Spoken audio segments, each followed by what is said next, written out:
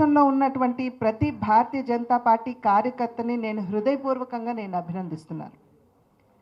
2014వ సంవత్సరంలో సభ్యత్వ నమోదు కార్యక్రమం చేయమని చెప్పి మనని ఆదేశించినప్పుడు 6 నెలల సమయం మన ముందు ఉండింది.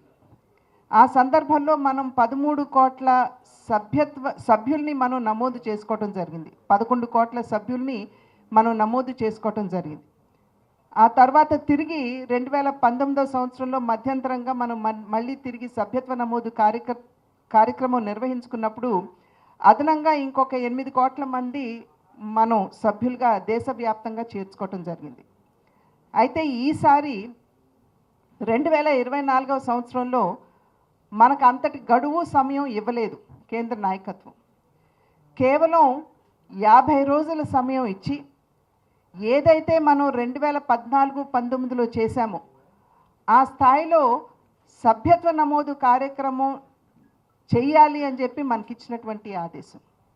ఇవాళ ప్రతి భారతీయ జనతా పార్టీ కార్యకర్తకి నేను ఎందుకు అభినందనలు తెలియజేస్తున్నాను అని అంటే, కేవలం 45-50 రోజుల్లోనే ఏదైతే మనం 2014వ సంవత్సరంలో 6 నెలలు తీసుకుని మనం సభ్యత్వ నమోదు కార్యక్రమం చేసి 11 కోట్ల సభ్యుల్ని మనం 2014లో చేర్చుకున్నామో, ఇవాళ కేవలం 45-50 రోజుల్లోనే మనం దేశవ్యాప్తంగా 11,36,00,000 సభ్యుల్ని మనం చేర్చుకోగలిగాం పార్టీలో.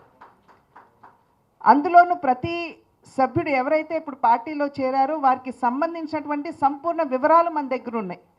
2014లో మనం చేసుకున్నప్పుడు అంత సంపూర్ణంగా వివరాలు మన దగ్గర లేకపోయినప్పటికీ ఈరోజు మనం చేసుకున్నటువంటి సభ్యత్వ నమోదు కార్యక్రమం చాలా పకడ్బందీగా మనం నిర్వహించుకున్నటువంటి సందర్భంలో వారి వివరాలు సైతం మన దగ్గర ఉన్నటువంటి విషయాన్ని మనం ఇక్కడ గమనించాలి. కనుకనే ఆంధ్ర రాష్ట్రంలో ఉన్నటువంటి భారతీయ జనతా పార్టీ కార్యకర్తలు 3 బలమైనటువంటి పార్టీలు రాష్ట్రంలో ఉన్నా భారతీయ జనతా పార్టీ కార్యకర్తలు ఆంధ్ర రాష్ట్రంలో 25 లక్షల సభ్యుల్ని చేర్చారు అని అంటే ఇది చిన్న పని కాదు. వారందరికీ కూడా నేను శిరస్సు వంచి ఇవాళ నమస్కరిస్తున్నాను. కింద ఉన్నటువంటి కార్యకర్త ఆ విధంగా నడుం బిగించి అంకిత భావంతో పనిచేసినటువంటి సందర్భంలోనే ఇవాళ మనం అంత పెద్ద ఎత్తున సభ్యుల్ని చేర్చుకోగలిగాము. ఇవాళ సభ్యత్వ నమోదు కార్యక్రమం అయిపోయింది. ఇంకొక అడుగు ముందుకు వేసి మనం సంస్థాగతపరమైనటువంటి ఎన్నికల మీద దృష్టి పెట్టేటువంటి సమయం ఆసన్నమైంది. కనుకనే మనం అందరం కూడా ఇవాళ ఇక్కడ సమావేశమయ్యాము.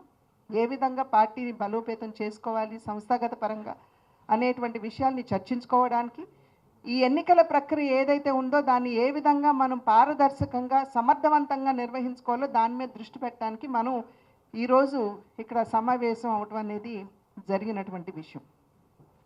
ఆ సందర్భంలో ఇవాళ మనం గమనించవలసింది ఏమిటంటే, దేశవ్యాప్తంగానే కాదు ఆంధ్ర రాష్ట్రంలో సైతం మనం ప్రజల వద్దకు వెళ్ళి భారతీయ జనతా పార్టీ గురించి తెలియజేస్తూ ప్రజల్ని సభ్యులుగా చేరండి అని చెప్పి మనం అభ్యర్థించిన వెంటనే ఎటువంటి సంకోచం లేకుండా ఖచ్చితంగా మేము భారతీయ జనతా పార్టీ సభ్యులుగా చేరతాము అని చెప్పి ఇంత పెద్ద సంఖ్యలో మరి సభ్యత్వం తీసుకున్నటువంటి నేపథ్యంలో మనం గమనించవలసింది భారతీయ జనతా పార్టీ పట్ల రాష్ట్రంలోనే కాకుండా దేశవ్యాప్తంగా ఉన్నటువంటి సానుకూల స్పందనని మనం ఇక్కడ గమనించాలి.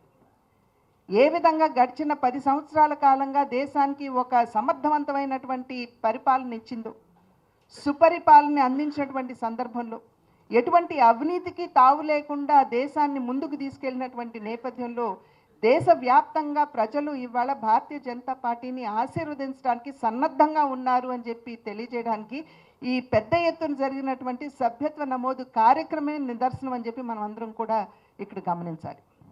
గత ఎన్నికల్లో ఒకంత ఎద్దేవా చేశారు. 370 స్థానాలు అన్నారు, 244 కదా మీరు గెలిచారు అని చెప్పి చాలా పార్టీలు చాలామంది రాజకీయవేత్తలు మన ఎద్దేవా చేశారు.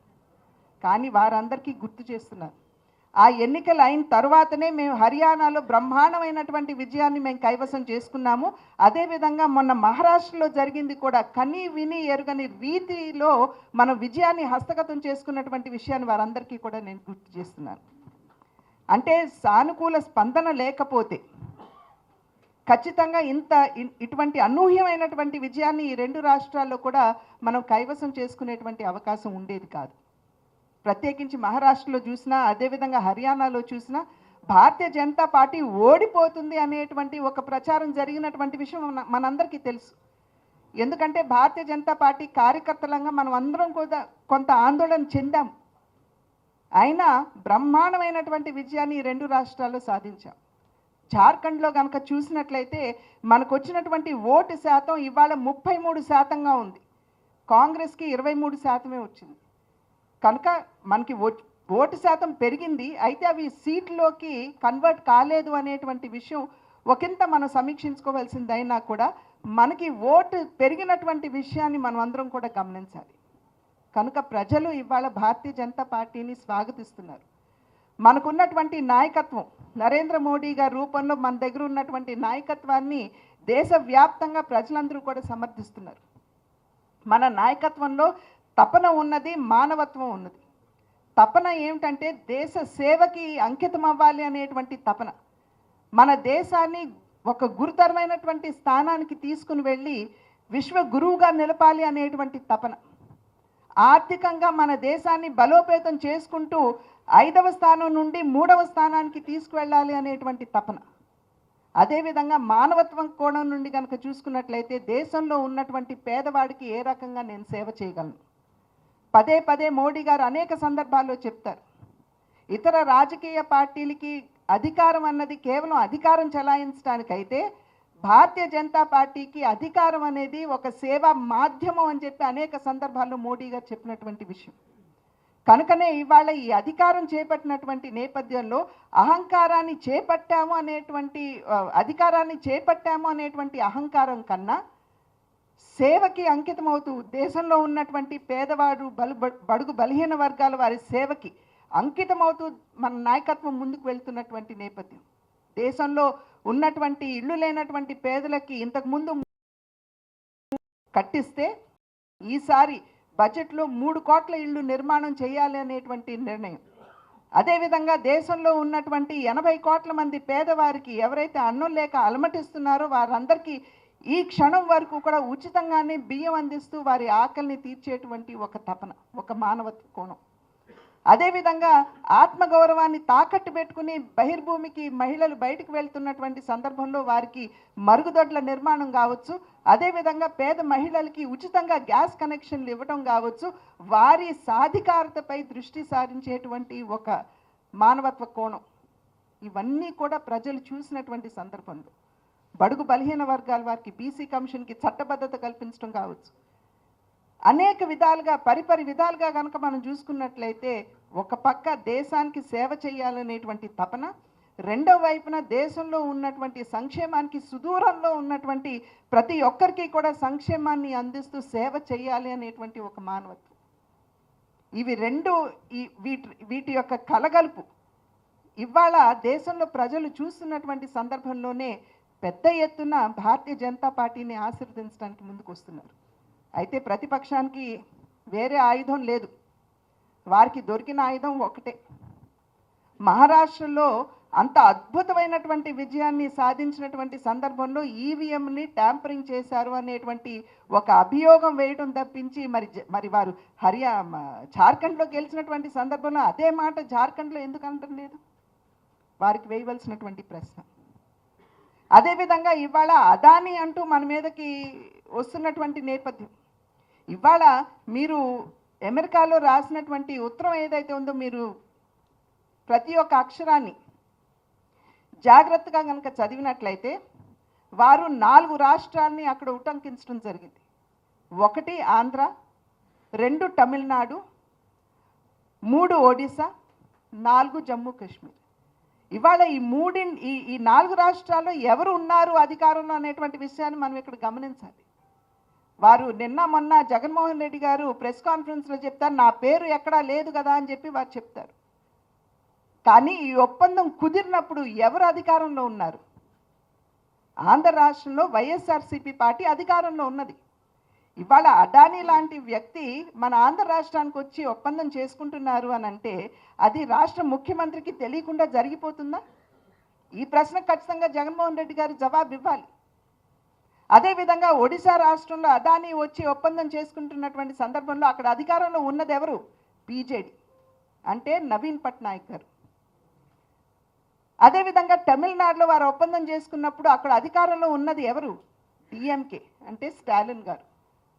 కనుక ఈ సందర్భంలో అసలు బీజేపీ ఎక్కడ ఉన్నది అని చెప్పి మేము ప్రశ్నిస్తున్నాం. ఇవాళ ఇండి కూటమి ఏదైతే ఉందో మన మీద అభియోగం మోపుతుంది. అడానీ గారు చాలా సన్నిహితులు మీకు అని. కానీ ఈ ఒప్పందాలు ఎక్కడైతే జరిగాయో, ఏ రాష్ట్రాల్లో అయితే జరిగాయో అక్కడ బీజేపీ అధికారంలో లేదండి, విపక్ష పార్టీలే అక్కడ అధికారంలో ఉన్నాయి. కనుక ఈ ప్రశ్నకి సమాధానం ఇవ్వాల్సినటువంటి బాధ్యత వారి మీద ఉన్నది, మన మీద లేదు. అంటే ఏమీ దొరకనటువంటి సందర్భంలో ఏదో ఒకటి బురద చల్లాలి కాబట్టి అదాని అనేది ఒకటి, ఈవీఎం ట్యాంపరింగ్ అనేది ఒకటి. కనుక మనం ఇక్కడ గమనించవలసింది ఖచ్చితంగా దేశవ్యాప్తంగా అదేవిధంగా రాష్ట్రంలో కూడా భారతీయ జనతా పార్టీ పట్ల ఒక సానుకూలమైనటువంటి భావన ఉన్నటువంటి సందర్భంలో మనం ప్రజల వద్దకి వెళ్ళాము. మంచి సంఖ్యలో మనం సభ్యత్వాన్ని చేసుకున్నాము. ఇంకొంత సమయం ఉన్నది. దాంతో సమాంతరంగా మనం మన సంస్థాగతపరమైనటువంటి ఎన్నికలు కూడా నిర్వహించుకుంటూ ముందుకు వెళ్తూ పార్టీని బలోపేతం చేసుకుంటూ మనం అందరం రాబోయే కాలంలో ఖచ్చితంగా మరింత బలమైనటువంటి భారతీయ జనతా పార్టీని రాష్ట్రంలో చూడాలి. మీరందరూ ఆ దిశగా మీ వంతు కృషి చేయాలి అని చెప్పి అభ్యర్థిస్తూ సెలవు తీసుకుంటారు. మరిన్ని వీడియోస్ కోసం ఛానల్ సబ్స్క్రైబ్ చేయండి. లేటెస్ట్ అప్డేట్స్ కోసం వాట్సాప్ ఛానల్ ఫాలో అవ్వండి. అండ్ లింక్ డిస్క్రిప్షన్ లో ఉంది.